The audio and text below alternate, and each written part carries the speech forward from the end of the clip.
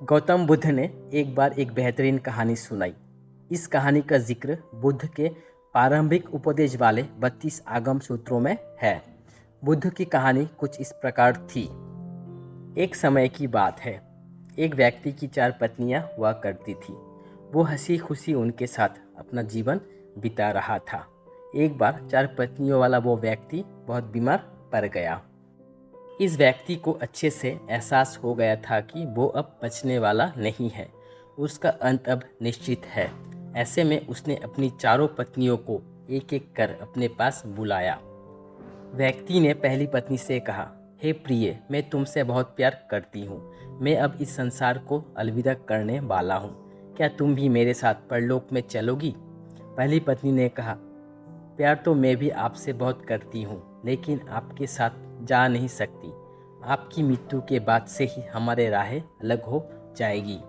अब व्यक्ति ने दूसरी पत्नी को बुलाकर उसे अपने साथ चलने को कहा, लेकिन दूसरी पत्नी ने ये कहकर पल्ला झाड़ दिया कि वो अपने गृहस्थ जीवन में इतनी उलझी हुई है कि उनके साथ जा नहीं पाएगी। अब व्यक्ति ने तीसरी पत्नी को अपने पास बुलाया और कहा, मैंने तुम्हें जीवन भर प्यार किया, तुम्हारी हर इच्छा पूरी की। क्या तुम मेरे साथ चलना पसंद करोगी?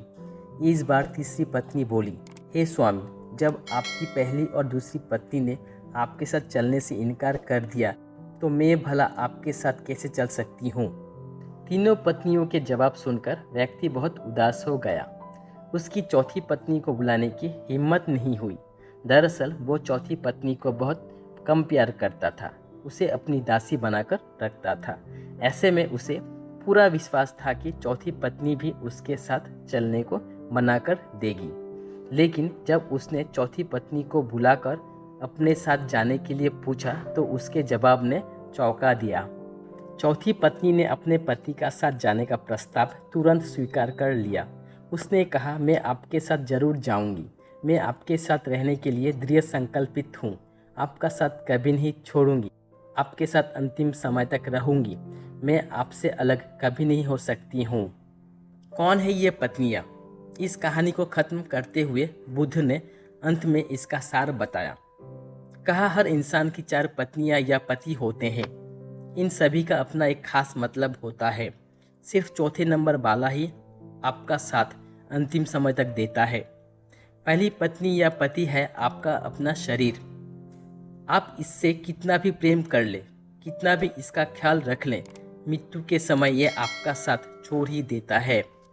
आपकी दूसरी पत्नी या पति आपका भाग्य है। आप चाहे जो भी भाग्य साथ लेकर आए, वो आपके साथ कभी नहीं जाता, यहीं पर छूट जाता है। फिर तीसरी पत्नी या पति आपके रिश्ते नाते होते हैं। माता पिता, भाई बहन जैसे सगे संबंधी सिर्फ तब तक ही आपके साथ हैं जब तक आप जीवित हैं। मृत्यु के बाद वे भी आपके साथ छोड़ देते हैं। चौथी पत्नी या पति आपके कर्म होते हैं। आप जीवन में जो भी कर्म करते हैं, ये मरने के बाद भी आपके साथ जाते हैं। इन कर्मों के आधार पर आपके अगले जन्म का निर्धारण होता है।